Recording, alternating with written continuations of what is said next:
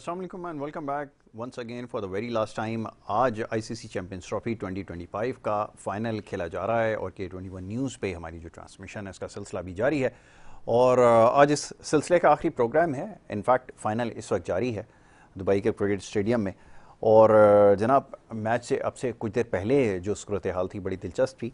भारत की टीम ने आज बड़ी ज़बरदस्त बॉलिंग का मुजाहरा किया और न्यूजीलैंड जो कि पहले बैटिंग कर रही थी, जिसने पहले बैटिंग करने का फैसला किया, 251 रन का हदफ जो है वो 50 ओवर्स में सेट किया। उसके बाद भारत की जानिब से अब से कुछ देर पहले तक जो सूरत हाल थी वो 2 विकेटें जो है उनकी गिर चुकी हैं पै दर पै और इससे पहले 105 रन पे कोई विकेट उनकी नहीं गिरी थी।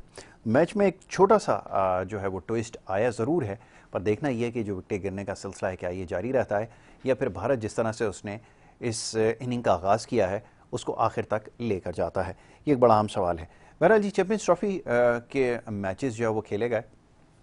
पाकिस्तान इसका मेज़बान मुल्क था जो कि टूर्नामेंट के आगाज़ से ही इस फाइनल की दौड़ से जो है वो बाहर हो गया और इसके साथ ही जो भारत की टीम है उसने अपने सारे मैचेस जो हैं वो न्यूट्रल वेन्यू पे खेले दुबई में और आज फाइनल भी उनको वहीं पे खेलने का मौका मिल रहा है। तो वो साफ जो एडवांटेज है वो नज़र आ रहा है।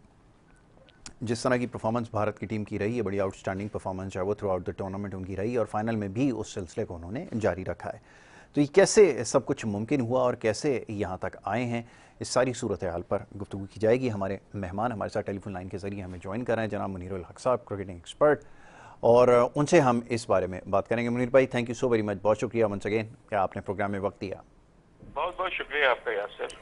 मुनीर भाई, फाइनल मैच जो है वो आ गया और न्यूजीलैंड की टीम जो इस टूर्नामेंट में बड़ी अच्छी परफॉर्मेंसेस उनकी रहीं और एक मैच वो भारत के ख़िलाफ़ जो है वो हार गए थे और फाइनल में एक दफ़ा फिर भारत का सामना और बॉलिंग जिस तरह की आज भारत की रही है, बिल्कुल भी कोई मौका नहीं दिया न्यूजीलैंड के किसी भी बल्लेबाज को कि वो खुलकर बैटिंग कर सके। तो कैसा आप ये फ़ाइनल अब तक आपने देखा है और क्या उम्मीदें आपकी हैं इस फाइनल के हवाले से? मैं चाहूँगा ज़रा इस पर गुफ्तगू जी। सबसे पहले बहुत शुक्रिया आपका यासर, आपके देखने वाली खिदमत में मेरा सलाम। देखिए, भारत को हर तरह से एडवांटेज हासिल है, ग्राउंड का एडवांटेज है, दुबई की विकेट उनकी देखी वाली विकेट है, सारे मैचेस नहीं खेले उन्होंने। लेकिन जो बात मानने की होगी वो ये है कि भारतीय टीम सबसे मजबूत टीम नजर आई है, इसमें कोई शक नहीं है।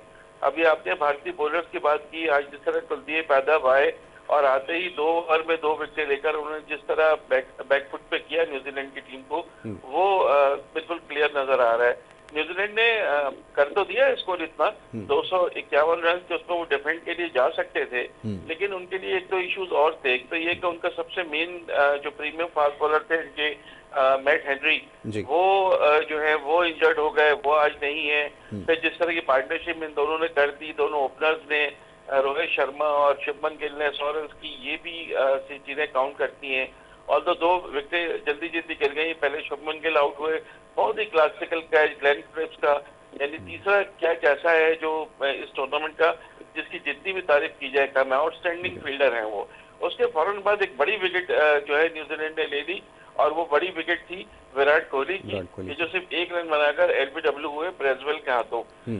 इनके पास एक नया रिकॉर्ड बनाने का मौका था विराट कोहली के पास। अगर 46 रन आज बना लेते तो वो चैंपियंस ट्रॉफी की तारीख की सबसे ज्यादा रन बनाने वाले खिलाड़ी किसी एक टूर्नामेंट के बन जाते। 791 है क्रिस गेल के, वो रिकॉर्ड वो नहीं तोड़ सके और सिर्फ 1 रन बनाकर आउट हो गए। स्टिल पल्ला बहुत भारी नजर आ रहा है भारत का और अचानक से अगर कोई विकेट गिर जाए तो बात दूसरी है। लेकिन जिस तरह भारत ने शुरू किया टूर्नामेंट पॉजिटिव नोट पर, अपनी बड़ाई दिखाई, अपनी सुप्रीमेसी दिखाई, उस तरह फाइनल में भी अब तक यही नजर आ रहा है कि भारतीय टीम चैंपियंस ट्रॉफी जीतने में कामयाब हो जाएगी। बिल्कुल ठीक है।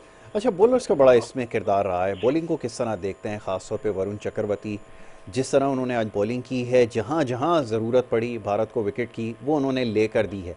अब ये विकेट टेकिंग जो कैपेबिलिटी है ये आजकल बहुत कम बॉलर्स में हमें नज़र आती है। वो शायद दुनिया में और कोई इतने बॉलर अब रह गए गिने चुने, क्योंकि ये कम्प्लीटली एक बैटिंग डोमिनेटेड गेम अब बन चुकी है। अब से कुछ देर पहले भी ये बात हो रही थी, ख़ासतौर पे साबिक क्रिकेटर जो बहुत ज़्यादा तनकीद कर रहे हैं, ये उनसे भी अब सवाल हो रहा है कि अगर वो भी आज अगर इस एरा में खेल रहे होते तो क्या वो इतने ही बड़े बॉलर होते, जहाँ के दोनों एंड से जो है अब नई गेंद इस्तेमाल होती है, जहाँ बॉल बनाने का मौका नहीं मिलता। ये सारी बातें हो रही हैं। मुनीर भाई, मैं चाहूँगा ज़रा इस पर भी तबसरा कीजिए। देखिए, आपने वरुण चक्रवर्ती की बात की है, जो बॉलर हैं कि जिनको एक फास्ट बॉलर की इंजरी के बाद रिप्लेस किया गया, जी। यानी उन्होंने फास्ट बॉलर को नहीं लिया, उन्होंने स्पिनर को लिया।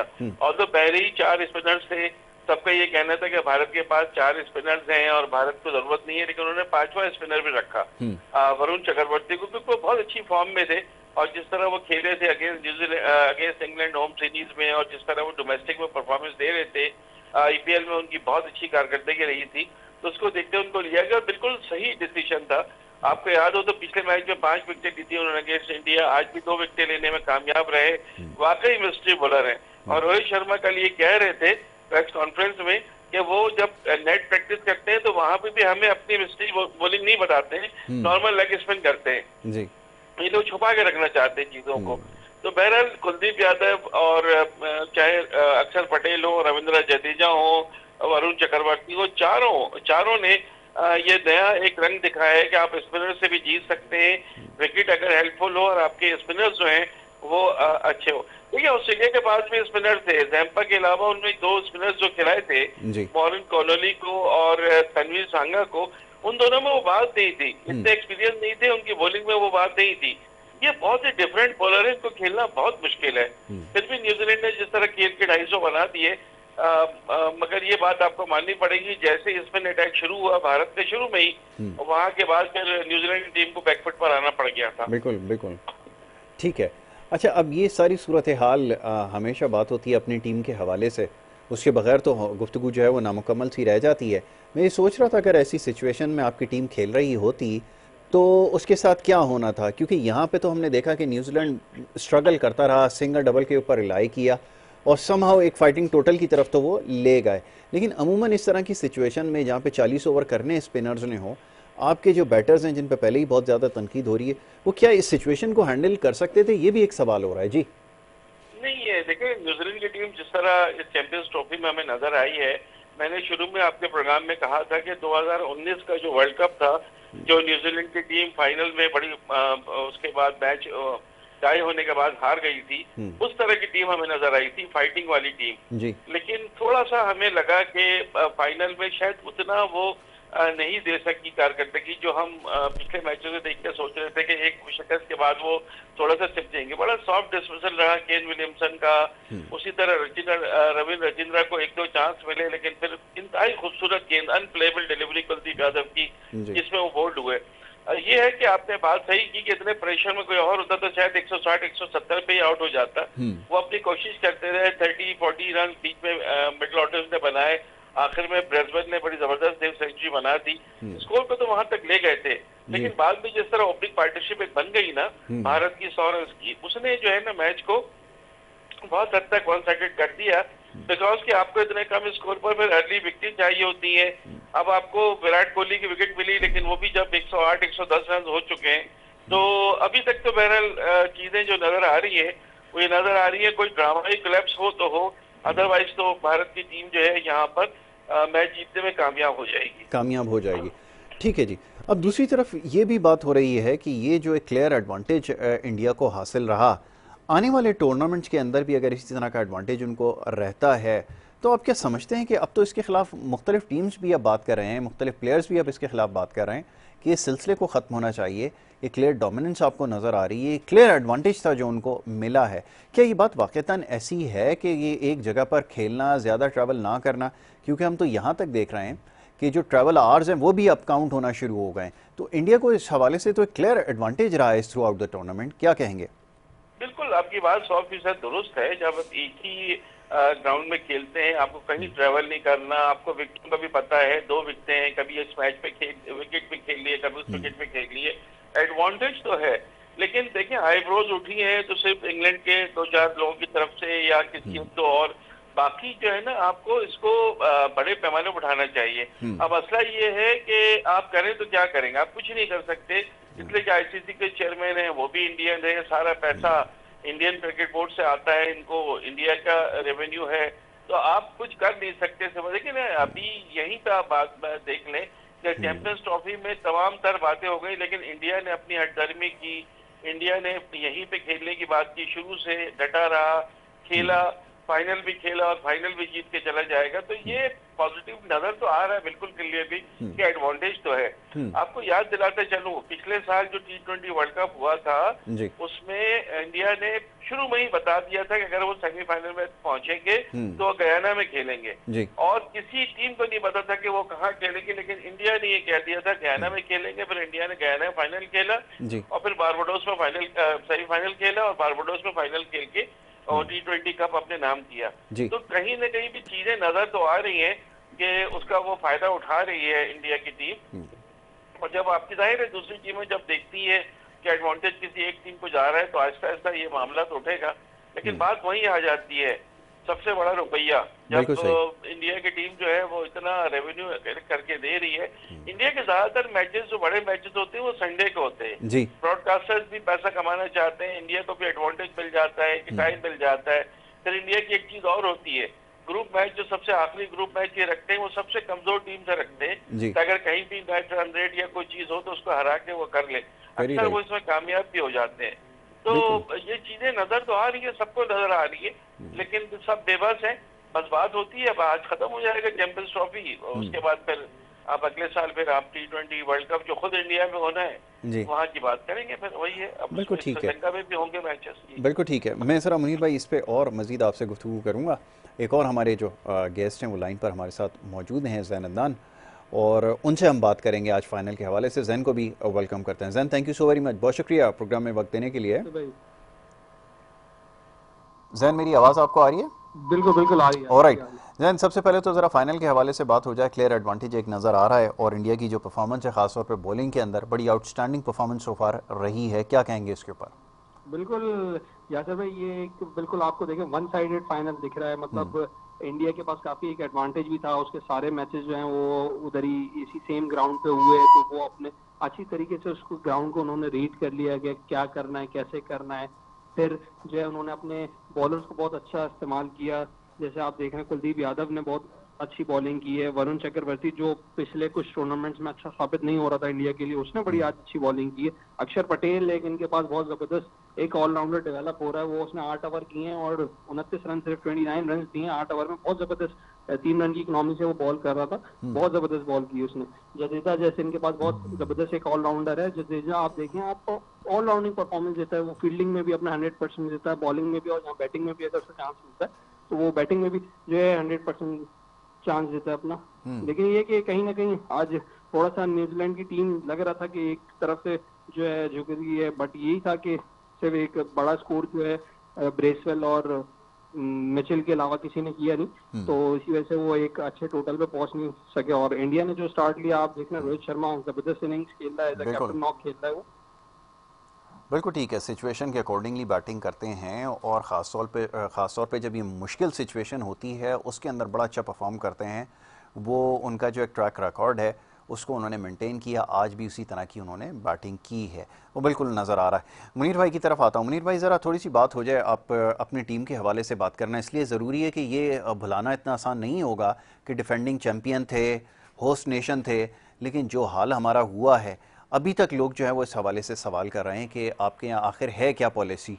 पहले ये कहा गया कोई सर्जरी होगी, चेंजेस होंगी, जो लाइबिलिटीज़ हैं रिजवान, बाबर आजम, शाहीन आफरीदी, नसीम शाह, इनसे जान छुड़ाया जाएगा, हारिस रऊफ़ अबव ऑल, इनसे जान छुड़ाई जाएगी, लेकिन ऐसा कुछ नहीं हो सका और वो सिर्फ बातें ही महज साबित हुई। आकिब की भी नौकरी महफूज है, सबकी नौकरी महफूज है, सब अपनी जगह पर हैं, ये हुआ क्या आखिर? बात यह है कि हम अब इस चीज को मान जाना चाहिए हमें कि हम सेकंड टियर की टीम है। अब हम टॉप टियर की जो 4-5 टीमों में हमारा नाम शामिल नहीं है, हमें उनसे मुकाबले की बात ही नहीं करनी चाहिए, इसलिए कि बड़ा फर्क हो गया है। इंडिया को आप देखिए, इंडिया लगातार चौथा आईसीसी टूर्नामेंट का फाइनल इस वक्त खेल रहा है। वर्ल्ड टेस्ट चैंपियनशिप का फाइनल खेले वो, उसके बाद उन्होंने वनडे वर्ल्ड कप का फाइनल खेला, T20 वर्ल्ड कप का फाइनल खेला और अब जो है वो चैंपियंस ट्रॉफी का फाइनल खेल रहे हैं। तो आप उनकी कंसिस्टेंसी देखिए, उनकी टीमों की, जीते या नहीं जीते फाइनल में जरूर पहुंचते हैं और एक जीत चुके हैं T20 और हो सकता है कि आज भी ये जो मोस्ट लाइकली वो चैंपियंस ट्रॉफी भी जीत लेंगे। तो उनसे तो हमारा मुकाबला आप छोड़ दीजिए। न्यूजीलैंड की बी टीम आती है, वो भी आपको हरा के चली जाती है, साउथ अफ्रीका की बी टीम आती है, वो भी आपको हरा के चली जाती है। तो हम तो अब बहुत नीचे चले गए हैं, हम नविश्ता दीवार पढ़ नहीं रहे। हमको बहुत ही पिछले साल 2023 के वर्ल्ड कप के बाद हमें बहुत तब्दीलियां करनी चाहिए थी, नहीं किया। अफसोस की बात यह है यासिर, इतनी मुश्किल से जान छुड़ाई थी हमने फहीम अशरफ से, शादाब से, इमाम से, एक बार फिर यही तीनों मुसल्लत कर दिए गए हैं। और अब जो है वो जो प्लेयर, जो टैलेंटेड प्लेयर थे, उनको अभी भी बाहर रखा गया है। उसामा मीर नहीं है स्क्वाड में, अच्छे नहीं लगते। आमिर जमाल नहीं है स्क्वाड में, अच्छे नहीं लगते। अजान उवैस नहीं है स्क्वाड में, उनको कोई देख नहीं रहा। अली रजा नहीं है स्क्वाड में, इतने टैलेंटेड फास्ट बॉलर है, वो नहीं है स्क्वाड में। तो मुझे तो ये समझ में नहीं आता है ना कि सलमान अली आगा के 6 मैचेस में टोटल 50 रन है T20 में। T20 में उनकी कारकर्दगी अच्छी नहीं है। चले आपने उनको बना दिया कि वो अच्छे प्लेयर हैं, मेहनत करते हैं, नजर आता है, पोटेंशियल है, उनको आपने एक चांस दिया। लेकिन शादाब को किस उसमें आपने वाइस कैप्टन बनाया? क्या परफॉर्मेंस है उनकी? अब्दुल्ला शफीक के जब 3-0 थे और उसके बाद उन्होंने डोमेस्टिक में परफॉर्मेंस ऐसी नहीं थी कि उनकी फॉर्म बहाल हो, तो आप लाहौर के एक फ्रेंचाइज में होने की वजह से आप उनको ले आते। बहुत सारी परेशानी है। देखिए अभी 22 मार्च से आईपीएल शुरू हो रहा है। न्यूजीलैंड के 8 प्लेयर जो हैं इस टीम के, वो आईपीएल में होंगे। मसरूफ प्रॉब्ली वो नहीं खेलेंगे अगेंस्ट पाकिस्तान जी। तो वो मौका पाकिस्तान के लिए होगा, लेकिन उनकी वो टीम भी आप पे भारी पड़ जाएगी, क्योंकि आपका कोई डायरेक्शन का पता ही नहीं है ना। exactly. आपकी टीम तो बस जिधर जा रही है। आपने सही बात की कि आसिफ जावेद की नौकरी भी है, सिलेक्शन कमेटी भी अपनी जगह मौजूद है, कोई किसी किस्म की कोई सर्जरी, कोई तब्दीली नहीं हुई, किसी का कोई बयान भी नहीं आ रहा है। वो जो मेंटोर्स हैं जिनको 50-50 लाख रुपए दे रहे हैं, वही टेलीविजन में बैठकर अपनी टीम की बुराइयां कर रहे हैं, अपने खिलाड़ियों की बुराइयां कर रहे हैं। बजाय ये कि वो हल बताते हैं कि जी हम जो है वो मेंटोर हैं, हमने ये प्लेयर निकाले। किसने कौन सा प्लेयर निकाल कर दिया मुझे बताएं? अभी ये जो 2 चैंपियनशिप हुई है चैंपियंस कप की, वो ओडीआई भी हो गए, T20 भी हो गई, या उसी 4 डे भी हो गए। तो आप 4 डे भी नहीं हुई है, उन 2 में आपने क्या निकाल कर दिया? आप बताएं ना कि वहां पे सकलैन मुश्ताक भी वहां बैठे हुए टेलीविजन चैनल पे, शोएब मलिक भी हैं, वकार यूनुस भी हैं। ये तीनों मेंटोर्स हैं जिनको एक टीम दी गई है, इनको पूरे मौके दिए गए, इनके लिए क्लब छोड़ दिया गया, अकेडमी छोड़ दी गई है, पैसे दे रहे हैं, बाहर से इनके फिजियो आ रहे हैं, बाहर से इनके ट्रेनर आ रहे हैं, सब कुछ है, रिजल्ट 0 है। तो जब तक इन चीजों को नहीं देखा जाएगा, जब तक पोटेंशियल नहीं होगा। अच्छा क्या सब रहे तो वो तो हम 2000 जब से हम हार रहे हैं, जब से ये बातें हो रही है कि अब ये होगा, अब ये होगा, वो होगा, हो कुछ नहीं रहा है। होने का जब तक आप राइट ट्रैक पे नहीं गाड़ी आपकी चढ़ेगी, इसी तरह बोगी से पटरियां उतरती रहेंगी और पटरी से बोगियां उतरती रहेंगी और आप जो है डिरेल करते रहेंगे। बहुत बुरा हाल है। आप देखिएगा न्यूजीलैंड के दौरा से भुगताने के लिए किया गया है, यहाँ पे भी कोई डायरेक्शन नहीं, कम से कम हारने के बाद कोई डायरेक्शन होती। आपने 4 फास्ट बॉलर खिलाए थे चैंपियंस ट्रॉफी में, उसमें से 3 को आप वापस ले आए। हसनैन का क्या कसूर था भाई? उस पर आपने छुरी चला दी। मतलब समझ में नहीं आता है ना। या तो आपको बिठाना तो शाहीन को, हारिस को बिठाते ना, कि जो सबसे ज्यादा 88 रन, 82 रन दे रहे हैं और सिर्फ एक्शन है, करना कुछ नहीं है। तो आप वो क्या करते? चैंपियंस कप में प्लेयर ऑफ द टूर्नामेंट था हसनैन, उसके बाद उसको लेके आए थे, 1 मैच खिलाया और उसके बाद उसको फारिग कर दिया। समझ में कुछ आ नहीं रही चीजें। जब तक ये नहीं होगा, जब तक शादाब रहेंगे टीम में, इमाम रहेंगे टीम में, फहीम अशरफ रहेंगे टीम में पोटेंशियल तो फिर नहीं आता। आप उन्हीं लोगों के साथ जाएं और इसी तरह जिस तरह क्रिकेट देखने लोगों ने छोड़ दी है, जो 2-4-10% रह गए वो भी छोड़ देंगे। बिल्कुल ऐसा ही है। जैन साहब ज़रा फरमाइएगा, अभी यही बात हो रही है हर तरफ कि मीडिया की तरफ से भी सवालात उठाए जा रहे हैं, क्रिटिक्स भी इनके ऊपर बात कर रहे हैं, इस चीज़ों को पॉइंट आउट भी किया जा रहा है, लेकिन ऐसा लगता है कि डेलिबरेटली इन सारी चीज़ों को जो है आगे बढ़ाया जा रहा है और कोई डायरेक्शन कोई नहीं है। जैसा भी मुनीर भाई ने कहा कि आगे आपको नहीं पता, जीतने का तो अब आप ख्याल नहीं कर सकते, लेकिन न्यूजीलैंड के अंदर आप हार कर आएंगे, उसके बाद भी कोई प्लान नहीं है। क्या ये टीम बिल्डिंग की तरफ जा रहे हैं? ये प्रोसेस से स्टार्ट हो सकेगा? जैन बताइए ज़रा।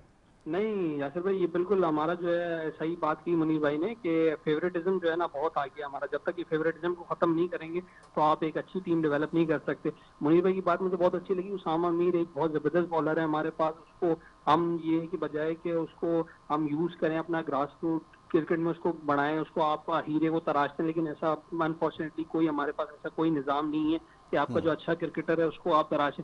हमारी टीम में आप देख रहे होंगे कि जैसे इंडिया में हार्दिक पांड्या है, एक ऐसा ऑलराउंडर की बहुत कमी है। अगर आप देखें आमिर जमाल एक बहुत अच्छा ऑलराउंडर है, उसको हम उस पर अगर वर्किंग करें तो वो एक बहुत अच्छा टीम के लिए साबित हो सकता है। लेकिन ये कि उस पर भी कोई वर्किंग की नहीं जा रही है आमिर जमाल पे।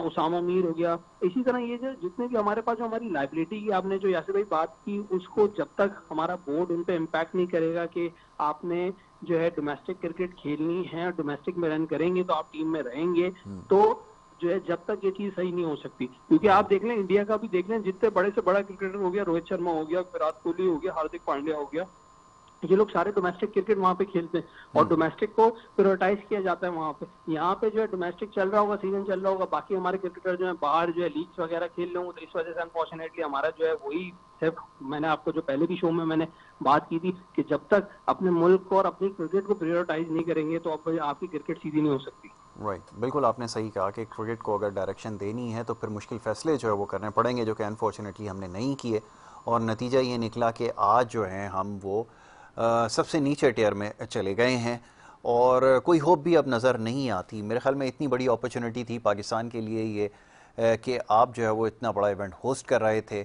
29 साल के बाद ये अपॉर्चुनिटी मिली थी, इस अपॉर्चुनिटी को ग्रास्प करना था। लेकिन अनफॉर्चुनेटली जिस तरह के फैसले हो रहे हैं, और मुनीर भाई ने बिल्कुल ठीक कहा कि लोगों का इंटरेस्ट अब बिल्कुल ख़त्म हो गया है। आई मीन लोग देख तो रहे हैं for the sake of enjoyment, but ये कि अब उनका कोई वो नहीं है कि हमारी टीम कभी फाइनल तक पहुंचेगी, कभी कॉन्टेस्ट करेगी, क्योंकि पीछे जितने भी टूर्नामेंट आ रहे हैं उसके अंदर आप पहले राउंड के अंदर ही बाहर हुए हैं। और अनफॉर्चुनेटली अभी जिस तरह की डिस्कशन हो रही है, कोई अपने आप को प्रीमियर फास्ट बॉलर कह रहा है, कोई कुछ कह रहा है, बट रियलिटी ये है कि ये बिल्कुल टीम के ऊपर लाइबिलिटी हैं, और अगर इनसे जान नहीं छुड़ाई जाएगी तो फिर पाकिस्तान की क्रिकेट को बेहतर कभी भी नहीं बनाया जा सकता। जी मुनीर भाई। बिल्कुल आपने सही कहा। देखें, हमारे यंगस्टर जो हैं वो कराची में, अगर मैं बात करूं या पूरे पाकिस्तान में, आपको गली मोहल्ले में क्रिकेट नजर आती है, सिर्फ क्रिकेट नजर आती है, खेलते हुए बच्चे। कल भी मैं रात में बाहर था, रात के 3 बजे 4 बजे मेरी वापसी हुई है। मैंने जिस इलाके में भी गया हूँ, मुझे हर जगह रोड पे नाइट मैच हो रहे थे और अपना यंग लड़के खेलते हुए, इतना दिल से वो उस खेल को खेलते हैं। लेकिन जब वो अपने कोई रोल मॉडल नहीं है उनका, किसी को देखते नहीं है, उनको हर चीज जो है वो अगेंस्ट में नजर आती है, तो वो अपना खेल के तो एंजॉय कर लेते हैं, लेकिन क्रिकेट को अपना वो पैशन नहीं बनाएंगे, करियर कभी नहीं होता है ना, करियर वो नहीं बनाएंगे, उस पैशन के साथ नहीं खेलेंगे, वो अपने एंजॉयमेंट के लिए खेलेंगे, जो आपने अभी बात की। बात ये है कि अगर आप जिन प्लेस का कहा जाता है, मीडिया जिन प्लेस के लिए कह रहा है, आप उनको खिलाएं। नहीं चलेंगे, हम खुद कहेंगे ठीक है भाई, ये इंटरनेशनल लेवल पे नहीं चल सके।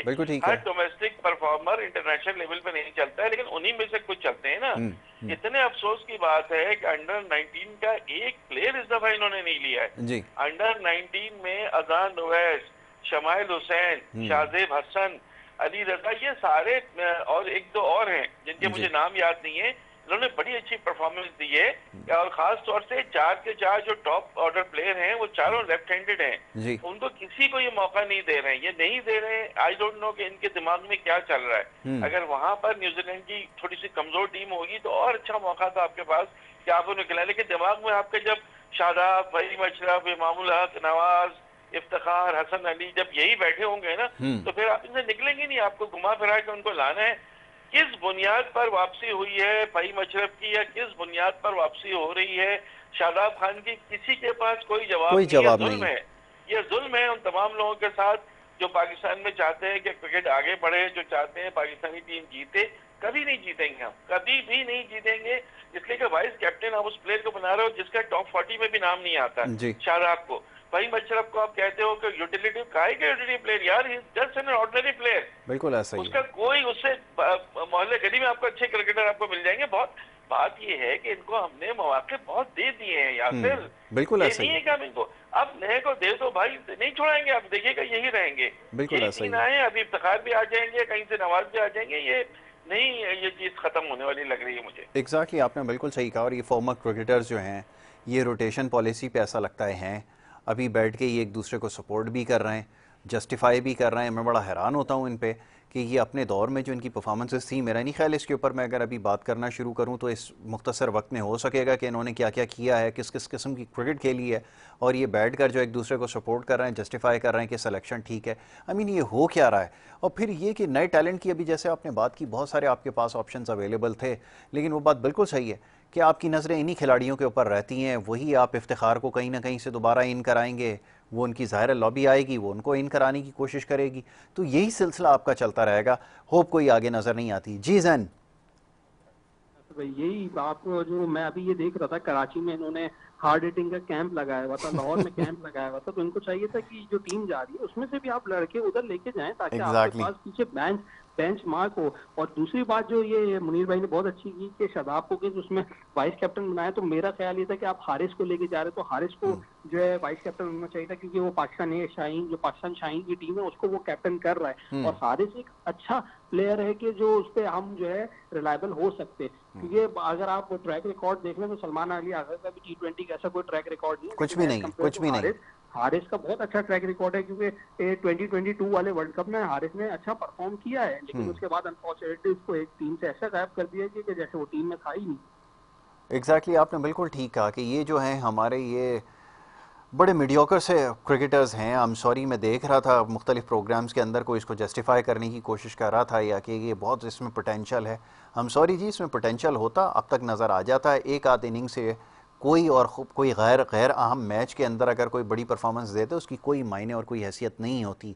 ये जो बड़े इवेंट होते हैं ना, ये होता है असल में टेस्ट केस। यहाँ पर आप क्या करते हो, बड़ी टीमों के खिलाफ प्रेशर सिचुएशन के अंदर आप क्या करते हो, ये देखा जाता है। तो ये माफ़ कीजिए, ये सारे एक जैसे ही खिलाड़ी हैं, खुशदिल शाह हो, सलमान अली आगा हो, शादाब हो, ये तो खैर और नीचे की बात हो गई शादाब तो, लेकिन ये सारे इसी तरह के खिलाड़ी हैं जो इंटरनेशनल क्रिकेट में कम से कम कम्पीट करते हुए हमें नज़र नहीं आ रहा है कि बड़ी टीमों के खिलाफ जो है, क्योंकि वो पोटेंशियल नहीं है, वो टैलेंट नहीं है। आप कितना मौका दे दें, कितनी कोशिश कर लें, ये शायद उस जगह पर कभी भी नहीं पहुँच सकेंगे। मुनीर भाई, वन लास्ट वर्ड क्या कहना चाहेंगे? देखिए, बात की आपने अभी हमारे साथी जहन ने कि उनको मौका देने के मोहम्मद हारिस को, चले मोहम्मद हारिस को अपना एक पोटेंशियल है, लेकिन मोहम्मद हारिस को मौके दिए जा चुके हैं। सबसे ज्यादा मौका इस वक्त जरूरत थी विकेट कीपर बैट्समैन किसी को आगे लाना था, हसीबुल्लाह को लाना चाहिए था, उसको आपने अभी तक प्रॉपर मौका नहीं दिया है। उसने कई अच्छी इनिंग्स डोमेस्टिक में खेली है, उसका पोटेंशियल नजर आया है, एक दूसरे छोटे सूबे से है जहाँ से हमें ग्रूम करने की जरूरत है, तो हमने उसको रखा ही नहीं स्क्वाड में, न वनडे में रखा न T20 में रखा। इसलिए अब आप मुझे बताएं ना कि जब आप जो नजर आ रहा है, जो प्लेयर्स सब कह रहे हैं कि इनको रखें, इनको लेकर जाएं, इनको ग्रूम करें, उनको आप खिलाने नहीं मांग रहे, तो फिर मीडिया क्या करेगा? मीडिया तो सर बटक कर रह जाएगा, मीडिया बोलता रहेगा, आपने सुनना ही नहीं है। और जो चाहे बोले, आपने अब ये नजर आया है अपनी मर्जी। जो अभी न्यूजीलैंड की टीम अनाउंस हुई, न्यूजीलैंड दौरे के लिए जो टीम अनाउंस हुई, यहाँ क्लियर कट है कि मीडिया कुछ भी कहे, हमने किसी खिलाड़ी को हटाया नहीं है, किसी को वनडे में ले आए, किसी को T20 में ले आए, है वही टीम सारी जी, सिवाय एक दो प्लेयर्स के जैसे हसनैन हो गए या हो गए। तो ये जुल्म है। हसीबुल्लाह का मैं हमेशा कहूंगा उसको मौका दें भाई, वो टॉप ऑर्डर का बैट्समैन है, वो बहुत अच्छा विकेट कीपर है, 4 डे का प्लेयर भी है, T20 का भी है, वनडे का भी है, लेकिन नहीं खिलाते उसको। आपको आप देखिए, मोहम्मद हारिस में अगर आप उसको शाहीन का कप्तान बनाते हैं या पाकिस्तान ए का कप्तान बनाते हैं, कुछ भी बनाते हैं, अभी हारिस शायद उतना ग्रूम नहीं हो सका बैटिंग में, अभी तक कंसिस्टेंसी नहीं आई है हारिस में। हसीबुल्लाह को इतना मौका मिलता है तो और ज्यादा अच्छा था। I am not against Haseeb, अब उसके हारिस के अच्छा प्लेयर है, आप उसको खिलाए, लेकिन हसीब इस वक्त ज्यादा डिजर्व करता था। अगर आप देखें, इसको समझने की कोशिश करें तो। बिल्कुल ठीक है मुनीर भाई, thank you so very much, बहुत शुक्रिया कि आप थ्रू आउट द ये हमारे साथ सीज़न साथ रहे और इंशाल्लाह आगे भी साथ रहेंगे। आपका बड़ा शुक्रगुजार हूँ कि आपने हमें वक्त दिया और इस प्रोग्राम में शिरकत करते रहे। जैन का मैं बड़ा शुक्रगुजार हूँ, जैन भी हमारे साथ एवरी नाउ एंड देन जो है वो इस ट्रांसमिशन का हिस्सा रहे और चैम्पियंस ट्रॉफ़ी के हवाले से बात हम करते रहे। वेल, चैम्पियंस ट्रॉफ़ी का फाइनल कोई भी जीते, अफसोस के साथ कहना ये पड़ता है कि हम इस रेस में नहीं थे और इस टूर्नामेंट के अंदर अगर सबसे ज़्यादा कोई वर्स्ट परफॉर्मेंस रही या वर्स्ट टीम जिसने अपनी परफॉर्मेंस दिखाई, वो होस्ट नेशन था। इससे ज़्यादा और क्या कहा जाए। और अफसोस के साथ कहना ये पड़ता है इजाज़त लेने से पहले कि आगे भी कोई होप नज़र नहीं आ रही, क्योंकि जिस किस्म के फैसले किए जा रहे हैं उससे क्लियर ये मैसेज मिल रहा है कि आगे आपकी जो है मामलात बेहतरी की तरफ नहीं जा रहा है। इसी बात के साथ इजाज़त आपसे लेनी होगी। अपना बहुत ख्याल रखिए। मोहम्मद यासिर और हमारी टीम को इजाज़त दें। अल्लाह ने